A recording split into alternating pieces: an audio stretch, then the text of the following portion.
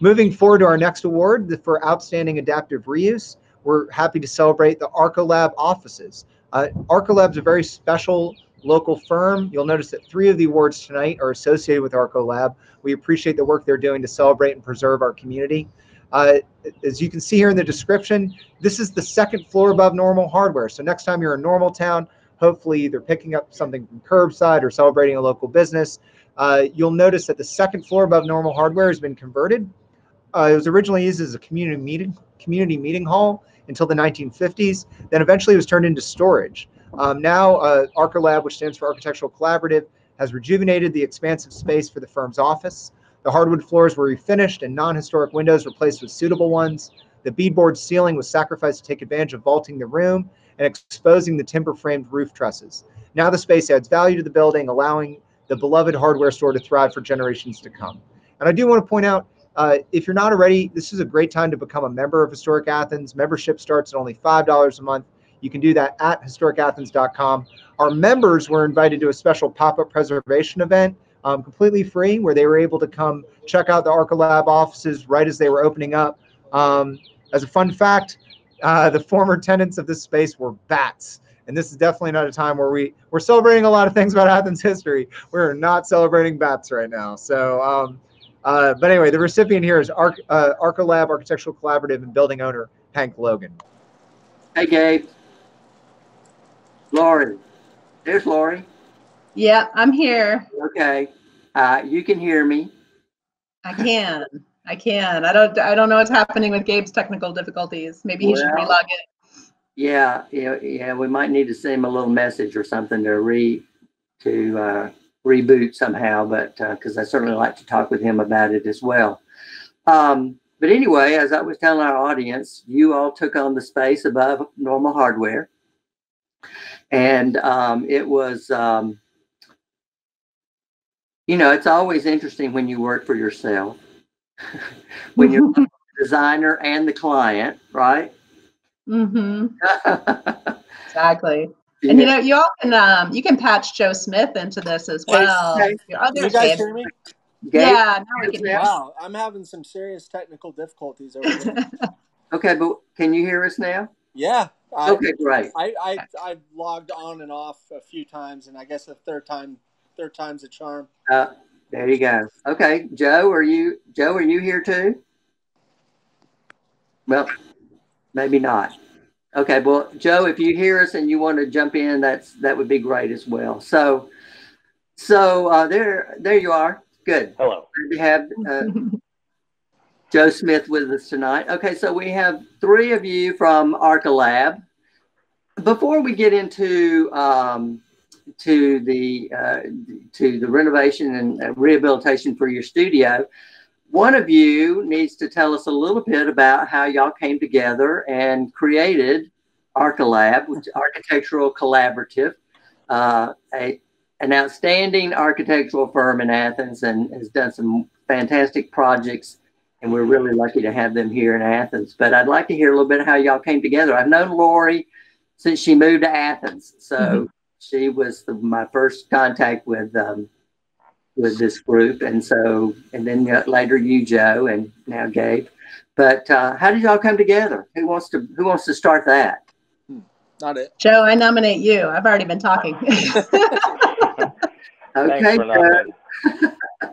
So, I happened to find Lori on the internet, and I reached out to her because I had seen that she had worked in New Haven for Caesar Pelle's office, and I had gone to school at Yale for architecture school. So I was working as a sole practitioner in Madison, where I live, and I knew that Lori was working in Athens as well. So I just reached out to her out of the blue and said, hey, we have this kind of thing in common, and would you like to get together and just kind of meet each other?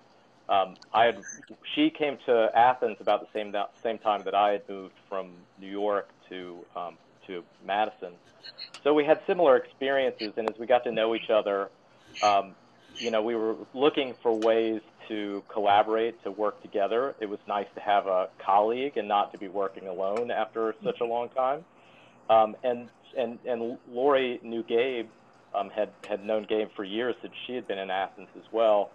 So ultimately there was a project involved where we realized we could all, it was a large enough project that we could all work together, and we did that and liked the experience so much that ultimately we decided to make it a kind of permanent thing. And so that was in 2017. We finally sort of brought it all together, and we've been running hard ever since. It's been terrific.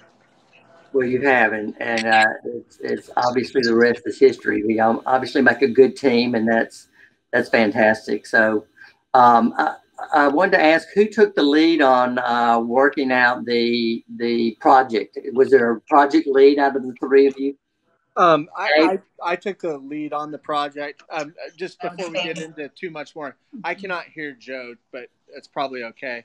I'm sure he said all good things about us. He knows the story already, so he's good. So I can hear Lori and I can hear you, David. So okay, good. But yeah, I was the project architect for the office. Okay. Not knowing what Joe said, because I couldn't hear him. Well, it was the right fit.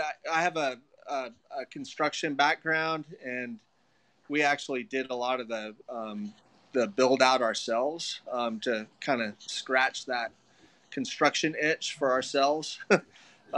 So it kind of worked out well from a staffing standpoint for me to take the lead on the project.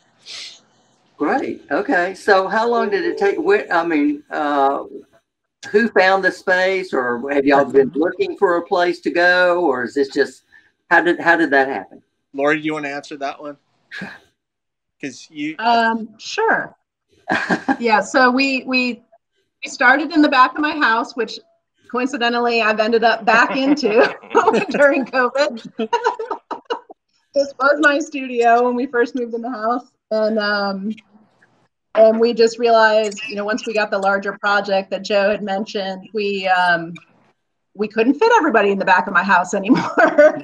So we took an office space in the Leathers building, which is a great office building. But we were leasing there and realized even in that space, we were busting at the seams. And it was really more of a temporary bridge while we looked for something more permanent. And the Normal Hardware opportunity came about. It wasn't even advertised. We were looking around at different advertised spaces and couldn't find anything in our price range and nothing we wanted to move into. And then I remembered that Drew Deacle had actually mentioned this space above Normal Hardware, and he had tried to fit it out for a potential client at one time as offices, and ran into issues with needing sprinkler systems and other things that, fortunately, we as architects did our code research and realized we didn't need a sprinkler system. So it made it a little more affordable. And Hank Logan, who owns Normal Hardware and owns the building, was very willing and excited partner in this. And he and Gabe really took it from there. Yeah, I would say, I think it's one of the few projects that I can think of. I maybe shouldn't be bragging about this live, but I'm going to. It came in on budget, but actually under budget. So wow, it helps when you're doing a lot of the work yourself. So it does help. It does help. Well, at least you can keep yourself as a client then, because you were successful with yourself. Well, and we should say we did a lot of the work ourselves, but Curtis Witzel Construction also helped with the project and did a lot of work. Thank you. We just did the fun stuff. Well, I think it's great that, and Lori, I'm glad you brought up Hank Logan. I think it's great that he was willing for, and I can't imagine that he wasn't excited, because as I think I've read or heard that probably the building's been empty since the early 60s on the second floor, and not being used productively, except that maybe I heard it was a home to bats or something. Yeah. The windows are, several windows were broken out, and the bats had taken over in the space that is now our vaulted space. The bats had really taken that over and really damaged the beadboard ceiling to a point of no return. That's why we had to insulate the roof, so we needed to take it down anyway. Right. And two, it could not be salvaged, or we would have figured out a way to salvage it, but it was beyond repair. It was pretty smelly, and as you expect with bats living in it. Well, it seems like that by exposing the trusses, you really gave yourself some height there, though. That I couldn't tell how low the ceiling was, but it didn't look like it was very tall. Yeah, it's our favorite thing about working on cool old buildings is you always discover something that you don't expect, and then it's an opportunity, you know, and it's makes us look good as designers, but it was there the whole time. There you go. Well, that's the fun part of doing that sort of thing. So, so when you found the space and you figured out that it was probably enough square footage to accommodate your office, so you had to do your own programming, I guess, to figure out, you know, how you were going to lay things out. And so, Gabe, did you take that part on and then meet with Lori and Joe? I mean, I think for the most part, I think you know, again, working with old buildings, it's nice to work on old buildings because they have constraints, being that, you know, you have what you have. Yeah. And so the space kind of laid itself out. Where we put the conference rooms, there was already rooms in those locations. Where we put the bathroom and the kitchenette, there was already plumbing. So it wasn't like you went in and, you know, could put anything wherever you wanted to. We kind of worked with what we had for the most part, and tried to be as responsible as we could with existing conditions, so we weren't beating up the cool building too much. So when you got into it, you didn't have a lot of structural issues? I mean, the floor system was solid enough to carry the load, and you didn't have to worry about that? There's some interesting history with that building. If you've been in the building enough times, David, to know that there's a center column line that runs down the center of the hardware store. Yes. That, we believe, was not original. That originally the floor joist and the roof spanned from brick wall to brick wall in the short direction. And, you know, with time and gravity, they realized that they needed to stiffen things up. So they added a center column line that runs all the way down to the foundation, which is really a tall basement attic or crawl space. They added that center column, and then they were supporting the floor above at third points with steel rods hung from those trusses that we exposed. So my gut is the whole building was being pulled down from, you know, literally from the ground, you know, just under the weight of being way, way, way over or undersized. So when they fixed the basement, the foundation, and the first floor, they were able to cut those rods out. But we still have evidence of all those steel rods, which is kind of a cool artifact in the space. Sure. So that I, you know, they did a lot of work to the building that is obvious now because there's a lot of deflection in the floor where they, you know, where you can see that history. But quite frankly, there wasn't a lot of structural work that we needed to do.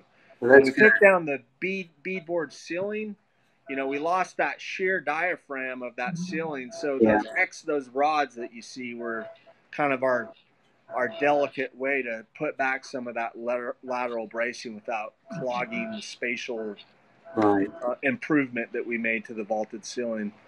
That's good. Well, I think I read that at one time that might have been a community room. So I wondered if at some point, if they had large meetings or gatherings up there, that they had to do something along what you're talking about with the column line in the first floor. So that's good.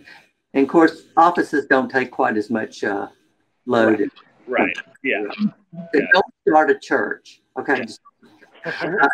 And we only have dance parties on Friday. So. Why? On Friday, is that when y'all get together and say, oh my God, it's Friday. Thank goodness we only have 2 more days to work this week.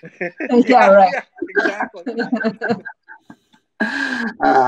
Well, it's really a beautiful space, and if I was 10 years younger, I would be very envious. But now I'm over all that, and I don't worry about it anymore. But it's a beautiful space. So, how many people do you have working in the studio? 7. 7. Okay. One of the nice things about the space, though, is it gives us room to grow too. I mean, we probably have, say, Joe and Gabe, maybe less than half the workstations occupied right now that we can actually. That. I mean, if we wanted to, we could really fill it out. Oh yeah. Okay, so we're looking at a picture of that. Am I looking at the conference room at the front? Is that the front of the building? That's right. Yes. Okay. And so how do you access lose you guys? the floor? Sorry, David, what was that? How do you access this floor? There's a stair at the front and a stair at the back. Oh, okay. And so we captured a little bit of the storefront from Normal Hardware on the ground floor to create a small vestibule that leads to what was an existing stair. And there was an existing back stair as well. So our 2 means were covered by that. It was just a matter of configuring it so we could separate access from the Normal Hardware space below. Right. Okay. Well, that's it's really fantastic, and One of the things we did have to do is we had to create a. Go ahead, Lori. Lori. Oh, sorry. I was just going to say that we had to enclose the rear staircase as a fire stair. That was kind of one of the few code considerations we had to make to retrofit the building. Yeah. Hey, Lori, can you hear me? Yeah. Okay, I lost you guys for several minutes, and now I have no video of you guys. But well, we're still, no, we can hear you. Okay, we can see you too, Gabe. And we can see you. Oh, sorry about that. Yeah. Well, let me just say, I think it's a fantastic project, and I really want to congratulate you. And it's, I do want to come see your space as well. So, and I know I'm welcome anytime. Anytime. We'd love to have you. And of course. I would like for our audience to know that we have collaborated on projects in Athens. If you can hear me, I can't hear you guys. It's great to see this space, and thank you for spending your time with us talking about your new office. And again, congratulations.